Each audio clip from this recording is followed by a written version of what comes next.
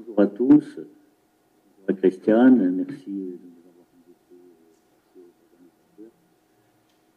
invités. Notre objectif est de développer trois parties. La première partie va concerner le thème du conte, en essayant de définir en Corse. On a plusieurs textes qui se situent dans ce qu'on appellerait le récit mythique. On le définira tout à l'heure. Donc à Vola, qui ressemble plus au conte, à Vincione, qui est plus quelque chose qui se passe, un événement qui se passe, qui va nous annoncer autre chose. Hein. Nous essayerons de décrire les personnages types de ces contes, qui sont des animaux fabuleux. On a également le thème du double. Et quelles figures pour quelles expressions. Dans la deuxième partie, deuxième point, nous allons essayer de raccrocher, comment raccrocher le rapport langue-territoire. On va avoir une interaction entre le récit mythique et le territoire lui-même va apporter quelque chose au récit mythique. Ça, très forte. Et la toponymie là-dedans, dans ce domaine, la toponymie est très présente, hein, avec un support. Il ne faut pas considérer le toponyme comme un élément qui est tout seul. Donc la toponymie vient en appui à tous les récits mythiques. On verra ensuite comment, entre transmission et création, comment enquêter d'ailleurs sur transmission, réaliser les enquêtes, les enregistrements, les transcriptions, comment osciller, vous nous entendez? Osciller entre traduction et interprétation. Le troisième point que nous allons développer, c'est ce qu'on appelle une problématique du fantastique. C'est la transformation d'un ressenti symbiotique. Quelles sont les conséquences sur la religiosité et la croyance? Comment aujourd'hui peut-on considérer qu'il peut y avoir un glissement du légendaire au fantastique? Et évidemment, on va se poser la question de la transmission. Heurté d'un choc avec la consommation, avec la société de consommation, comment va-t-on procéder quels dispositifs originaux faudra-t-il imaginer pour pouvoir transmettre autrement? Et finalement, la littérature fantastique répond-elle à un besoin spirituel? Donc, trois grands points que nous allons développer. Premier point. Alors, on a choisi de définir les deux principales expressions qui se rapportent qu'on appelle la mythologie insulaire.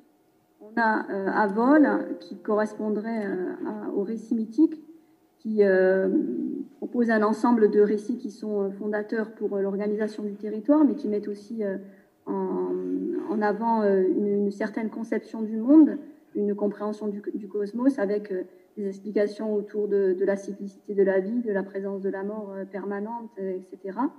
Et ensuite, on a un deuxième mode d'expression qui est très parlant, qui s'appelle Avincioni, qui est à la fois un récit d'apparition, et le terme Fincioni signifie également apparition, où là, on a des récits qui vont se rapporter à l'histoire intime du lieu, à des micro-territoires qui supposent, ces récits-là, une jonction entre deux mondes, entre le monde des vivants et le monde des morts, et entre le monde des humains et le monde des divinités. Donc on parle là de connexion et d'interaction entre les mondes, parce que dans notre imaginaire, on considère que notre monde est composé de différents mondes qui sont imbriqués les uns dans les autres, et pas de mondes compartimentés bien différents dans lesquels, une fois qu'on y est, on ne peut plus s'échapper. Donc à chacun de ces récits, de ces types de récits, on va retrouver des figures types.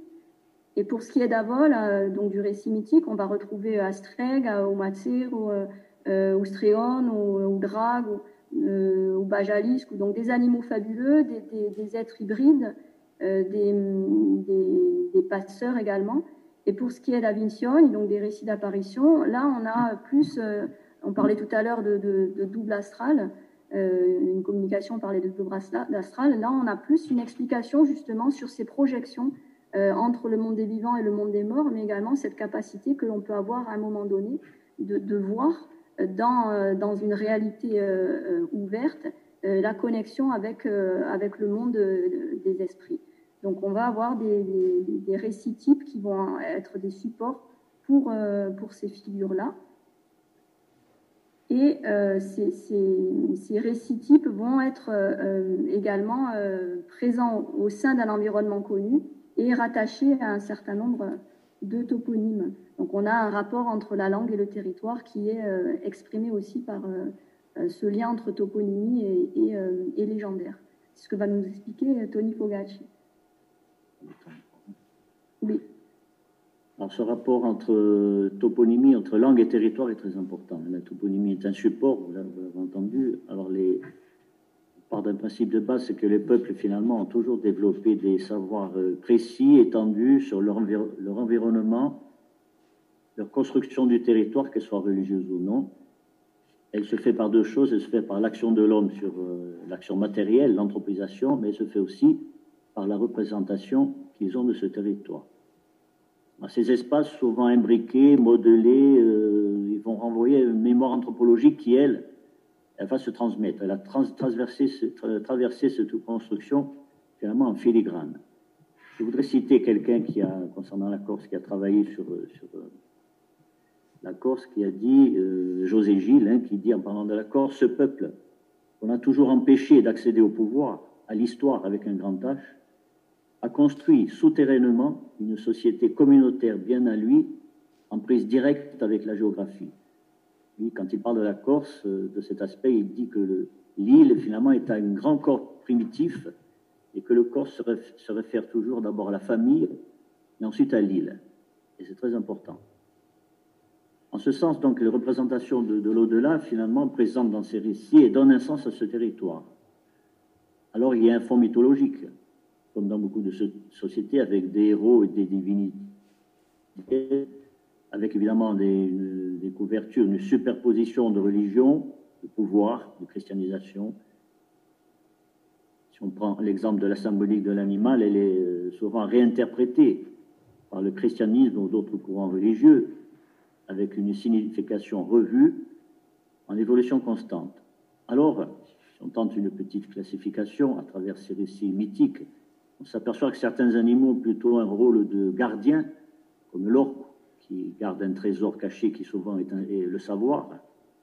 On a des animaux plutôt accompagnateurs, comme le cheval, qui est le coursier de la mort dans beaucoup de récits, et d'autres, enfin, apparaissent comme des intermédiaires. Alors, on pourrait faire une différenciation au niveau de ces animaux aussi, en disant que certains sont plutôt fabuleux, hybrides, qui sont constitués souvent de deux entités. Basilic, en Corse, dans beaucoup de légendes, est un animal mi-coq, mi-serpent, il est composite, mais il va se situer aussi dans des lieux qui sont flous, des lieux limites, où manifestement il a fallu départager. Il a fallu départager aussi des communautés, car les conflits avaient lieu sur des limites politiques, sociopolitiques, et à ce sujet, on pourrait parler souvent de tremplin de franchissement sociopolitique. Mais cela peut être aussi des animaux communs qui ont acquis des pouvoirs puissants, comme Abisha di Lostrigone, l'ostrigone est un lieu, qui est un serpent gardien d'un lieu. À Mosca di Vret aussi c'est un lieu, c'est une région, c'est une mouche énorme engendrée par la mort d'un comte qui était un tyran et qui s'appelle lui-même Port Salamane. Vous voyez, encore, il y a la présence, malgré tout, de l'ours. Et puis, vous avez la légende d'Agapravarat, qui est une chèvre énorme, ferrée, et qui dévaste tout sur son passage. Alors, parmi ces animaux mythiques, on pourra reconnaître un ancêtre, un signe protecteur, ou un signe de ralliement. Alors, les vaches blanches, des bœufs géants ou des taureaux apparaissent en rêve ou dans les finzioni. Les finzioni sont des récits qu'on pourrait classer comme des récits prémonitoires, des apparitions fantomatiques qui vont annoncer quelque chose, vont annoncer une mort ou un grave événement qui va se passer. Alors, pour parler de l'anthroponymie et de la toponymie, on voit que dans ces récits oraux, ces récits mythiques, ils sont très présents. C'est un espace qui parle. Et la simple énonciation d'un nom de lieu, on le voit dans les enquêtes, suffit à auprès d'un informateur suffit à déclencher la réactualisation du nom, sa fonction symbolique, pratique. Car un toponyme n'est pas isolé, il est bien sûr au centre, il est au cœur de cette représentation du monde, de ce processus de mémorisation. En évoquant la toponymie, le chercheur Joël Bonnemaison, il parle, j'ai bien aimé cette expression, il parle de géosymboles. Il dit que ce sont des mémoires du territoire. Ces toponymes, finalement, ce sont des SIG avant l'heure. Ils permettent de se remémorer les anciens, un parcours mémoriel, et ils constituent quelque chose de très, très singulier. Le toponyme, évidemment, est ancré dans un passé maîtrisé et contrôlé par les récits qui y sont liés, mais vous voyez que même de manière implicite, ces toponymes vont être transmis à travers les récits et ils vont transmettre finalement une mémoire originelle, une mémoire dont on a perdu parfois le sens. Alors cela renvoie aussi à une partie d'invisible, un nom qui continue au-delà finalement. Dans les récits mythiques, ces noms de lieux renvoient à des épreuves à franchir, au milieu des chemins, des routes qui se croisent. Il faut poser des repères, il faut réorienter les êtres qui sont perdus entre les mondes, le monde des vivants, le monde des morts, car ici, l'imaginaire n'est pas, dans ces récits, l'imaginaire n'est pas séparé de la réalité, on le voit dans ces récits mythiques. Les noms de lieux, ces noms de lieux existent, ce sont des noms de fleuves, de montagnes. Sur ce viatique, donc imaginaire, vont s'organiser les limites dans l'autre monde. Et je voulais terminer avec un exemple sur le fameux récit mythique qui évoque la vie du comte Epatsu. Alors, Patsu, il est un peu fou. Le comte Epatsu, c'est quelqu'un qui faisait tout à l'envers. Alors, il faisait la transhumance à l'envers ou ferait son cheval à l'envers. Ce comte Epatsu a voulu un jour connaître son destin et il a demandé à une devineresse de lui dire quel était son destin. Elle lui a dit qu'il devait mourir d'une blessure provoquée par un sanglier. Donc il décide de traquer ce sanglier. Il envoie un chasseur qui s'appelle Diagumu. Et lorsque ce dernier lui ramène le sanglier, il lui donne un coup de pied dans la tête en disant « Ah, c'est toi qui devais c'est tout qui m'a eu la tomba ». Mais les défenses du sanglier étaient empoisonnées et le comte Epatsu meurt. Donc c'est une manière de dire aussi qu'on ne peut échapper à son destin. On a pris cet exemple parce que les toponymes du comte Epatsu existent. Hein. Il se situe, le nom de son château est situé sur des lieux précis, Nevidon, Vangonuneru. Il y a 3 sorcières dans ce récit qui portent chacun un nom d'un lieu qui existe. Ati, c'est un lieu, Igurbuline, c'est un fleuve, et Ugaragutu, c'est un fleuve et un pont. Je ne vais pas trop développer là-dessus, seulement une chose qui est très importante, c'est que même des recherches sur la toponymie, des recherches même d'historiens, ont montré que le toponyme du comte Epatsu, associant le comte Epatsu, est présent dans toute la Corse, pas seulement dans la région du récit. Vous trouvez des centaines de toponymes évoquant le comte Epatsu sur toute l'île, ce qui fait penser que c'était peut-être un personnage important et qui a peut-être été mythifié par la suite. Vous trouvez donc, même dans la région d'Alir, il y a le sommet du comte Epatsu, à Punta di Comte Epatsu, le château du comte Epatsu, Castello di Comte Epatsu, la forêt du comte Epatsu, à Buristo di Comte Epatsu. J'en passe, et on aurait des dizaines et des dizaines. Et ce qui est intéressant, c'est assez répandu sur toute la Corse. Voilà, là c'était pour montrer ce point. Je voulais vous montrer l'importance et le lien très fort entre toponyme et territoire et sa présence dans la réalité, ce qui fait qu'on ne peut pas séparer l'imaginaire de la réalité. Il est d'ailleurs très difficile de faire une distinction entre légende, conte et récit mythique de fondation. Là, je passe par la Vanina. Point suivant. Donc, si vous avez été présenté par Tony Fogacci, c'est tout un travail d'enquête et d'enregistrement, également de retranscription, qui ont permis, d'une certaine manière, à ces savoirs-là d'être transmis différemment, puisque l'oralité est toujours présente. Le fil de la transmission est toujours présent, il est ténu, mais il existe encore. Mais ces enquêtes, ces enregistrements, ces retranscriptions, elles ont aussi donné lieu à un certain nombre de traductions, c'est-à-dire qu'on est passé de la langue corse à la langue française, qui sont forcément une manière de réinterpréter les choses. Alors même si on est toujours dans un espace de transmission, la transmission se fait différemment et les données se diffèrent du fait du changement de langue ou du fait simplement de ce que veut mettre en valeur la personne qui a retranscrit ou enregistré ces paroles-là. Donc on a déjà un premier souci pour ce qui est de la transmission dans le changement de langue.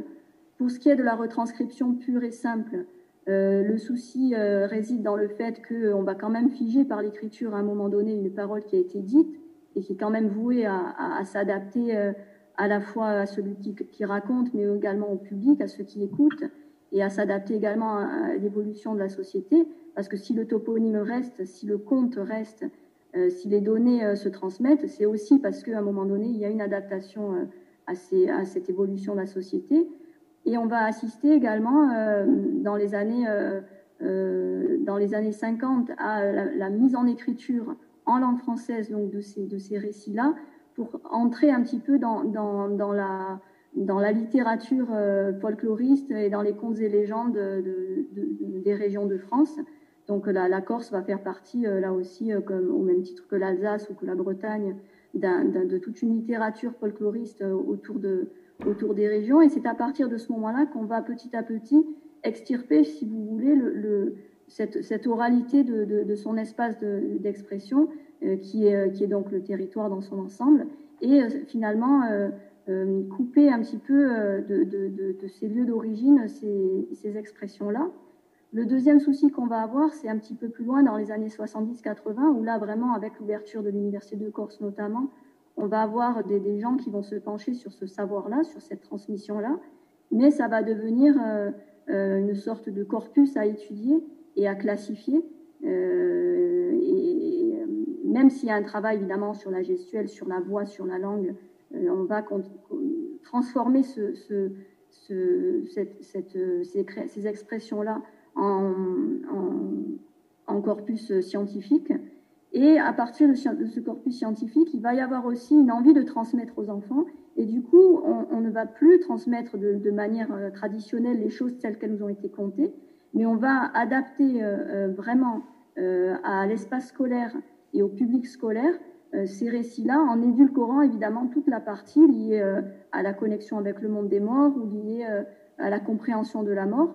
On va transformer, tout à l'heure Tony parlait du bajalisque ou du basilic, on va transformer ces êtres fabuleux qui sont des gardiens d'espaces précis, qui ont un lien, le bajalisque, où il a un pouvoir dans le regard qui peut pétrifier la personne qui croise son regard. On dit que croiser le regard du bajalisque pour une femme enceinte, c'est dangereux car elle risque un avortement. Donc il y a tout un côté extrêmement violent dans ces personnages-là, ou bajalisque, ou l'orque, qui est un équivalent de l'ogre à peu près, que l'on retrouve aussi dans la tradition française ou dans les traditions européennes, mais qui vont être édulcorés par la mise en écriture pour un public scolaire, donc par la littérature de jeunesse, où ils étaient déjà passés à la moulinette de la littérature folkloriste, mais là, on édulcore encore plus l'aspect, je dirais, mythique de ce fond-là.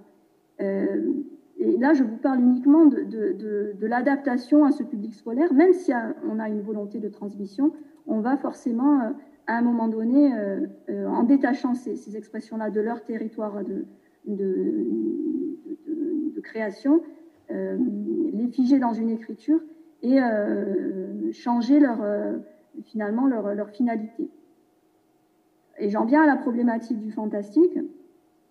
À côté de cette littérature de jeunesse et de cette littérature liée au folklore, on va avoir une littérature plus engagée vers le public adulte, avec un travail sur l'écriture, un travail sur ceux qui sont devenus des personnages. Je vous parlais tout à l'heure du Matsero, où c'est un passeur, c'est une personne comme vous et moi qui a la capacité, par le biais du monde des rêves, de faire passer l'âme de la personne qui va mourir dans son monde. Donc à travers des rêves symboliques, il va avoir cette mission-là de faire que le franchissement entre un monde et l'autre se passe bien, de façon à ce que le mort ne revienne pas hanter les vivants. Et à partir de ces rêves symboliques, on va, au moment où le Maxero se réveille, il sait que quelqu'un de son village ou de son entourage va mourir. Eh bien, au Maxero, c'est devenu un personnage un petit peu comme Dracula, lié à la mort, lié voilà, à cette capacité de tuer de manière symbolique. Donc, toute cette fonction spirituelle et religieuse que peut avoir cette figure-là va perdre son sens en passant dans la littérature, notamment par le biais d'un certain nombre de nouvelles qui vont le mettre en scène. On a à côté de cette littérature-là de la bande dessinée également. Là, pour le coup, on avait une imagerie assez intéressante, mais bon, le problème technique ne nous permet pas de la diffuser. On la mettra sans doute dans le PDF à la fin de ce colloque. On a des bandes dessinées également qui sont peut-être un peu plus intéressantes au niveau de l'iconographie, qui mettent en scène ces personnages-là.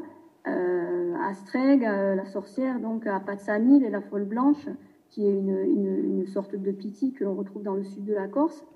Et ce travail sur l'iconographie, il est intéressant parce qu'il y a véritablement une esthétique qui se forge autour de ça, mais ce travail autour des figures s'appuie également sur un environnement. Il y a tout un travail sur l'environnement et on va retrouver des lieux à la fois symboliques d'un point de vue spirituel, mais également très marqués par des pierres dressées ou des édifices religieux.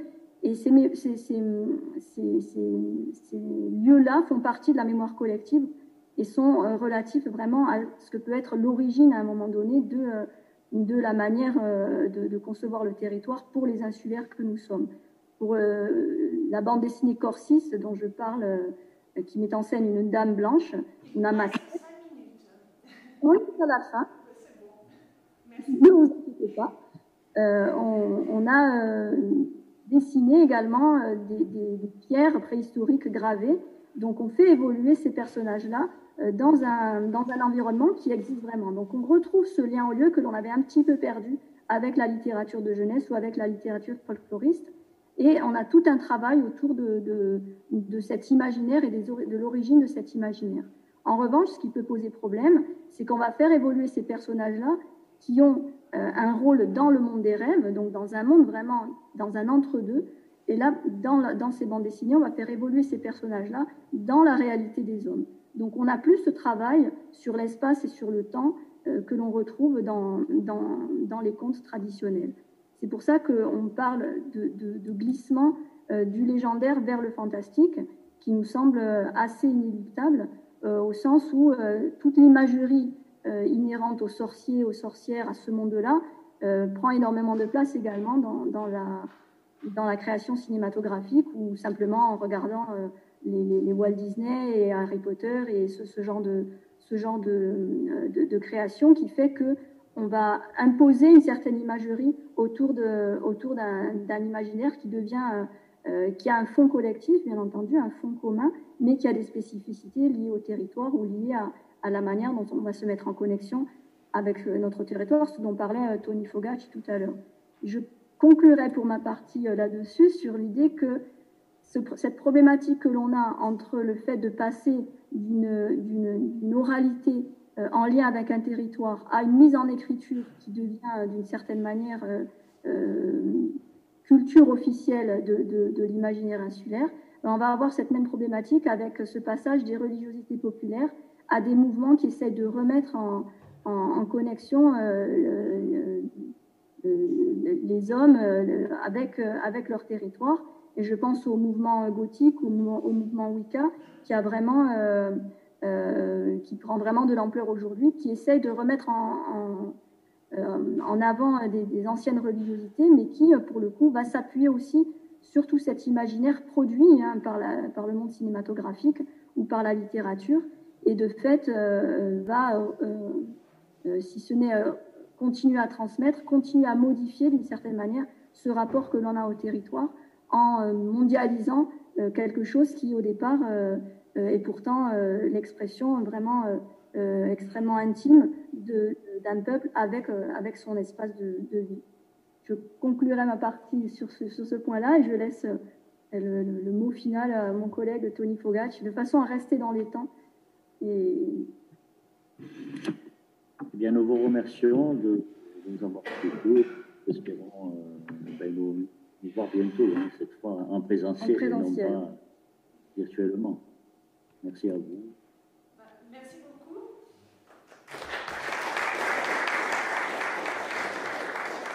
T'entends plus.